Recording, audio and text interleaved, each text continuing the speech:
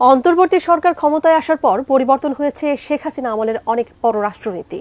এমন অবস্থায় বাংলাদেশের সঙ্গে দ্বিপাক্ষিক বৈঠকে আগ্রহী চীন, এমনকি ডক্টর ইউনূসকে নিতে চান বেজিং সফরে। আরো জানাচ্ছেন মোহাম্মদ সোহাগ বিশ্বাস।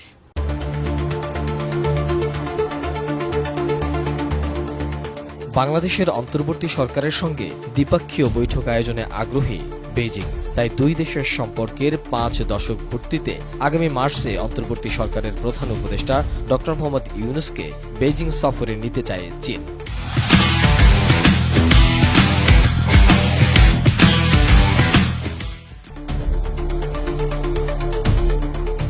বাংলাদেশের রাজনৈতিক পট পরিবর্তনের পর দুই দেশের সম্পর্ক গভীর করতে মনোযোগ দিচ্ছে চীন। এর ধারাবাহিকতায় আগামী 27 ও 28 মার্চ বেইজিংয়ে অনুষ্ঠেয় বাও ফোরাম ফর এশিয়া BFA সম্মেলনে যোগ দিতে ইতোমধ্যে ডক্টর ইউনূসকে আমন্ত্রণ জানিয়েছে চীন।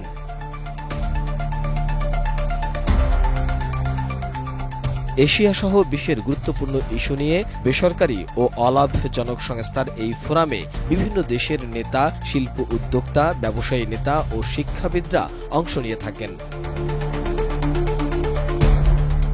জানা গেছে, সে সময় স্বাধীনতা দিবসে প্রধান উপদেষ্টার রাষ্ট্রীয় নানা অনুষ্ঠানে সম্পৃক্ত থাকতে পারেন। এই বিষয়টি বিবেচনায় নিয়ে প্রয়োজনে ডক্টর মোহাম্মদ ইউনূসের জন্য চার্টার ফ্লাইটও পাঠাতে প্রস্তুত চীন।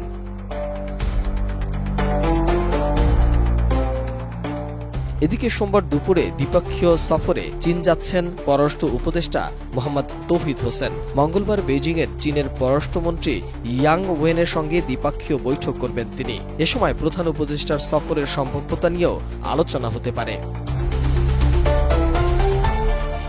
এছাড়া আলোচনা হবে অর্থনৈতিক সহযোগিতা আরও জোরদার করা ও স্বাস্থ্য খাতে চীনের অংশীদারিত্ব বাড়ানোর বিষয়েও।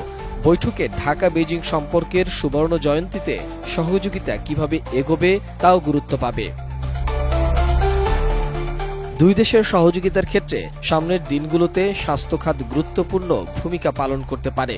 বিশেষ করে বাংলাদেশে প্রথমবারের মতো চীনের সহায়তায় মৈত্রী হাসপাতাল স্থাপন, বাংলাদেশের রোগীদের জন্য কুনমিন সহ একাধিক প্রদেশে বাংলাদেশের রোগীদের জন্য স্বল্প মূল্যে চিকিৎসা সেবা নিশ্চিত করা এবং ঢাকায় আহত ব্যক্তিদের সেবা ও পুনর্বাসনে বিশেষ প্রকল্পের বিষয়ে একাধিক সমঝোতা স্মারকের বিষয়েও আলোচনা হতে পারে। অন্যদিকে ওয়ার্ল্ড ইকোনমিক ফোরামের সম্মেলনে যোগ দিতে 4 দিনের সফরে সুইজারল্যান্ড যাবেন প্রধান উপদেষ্টা। সম্মেলনের ফাঁকে বেশ কয়েকটি দেশের সরকার ও রাষ্ট্রপ্রধান সহ গুরুত্বপূর্ণ ব্যক্তিদের সঙ্গে বৈঠক করবেন তিনি।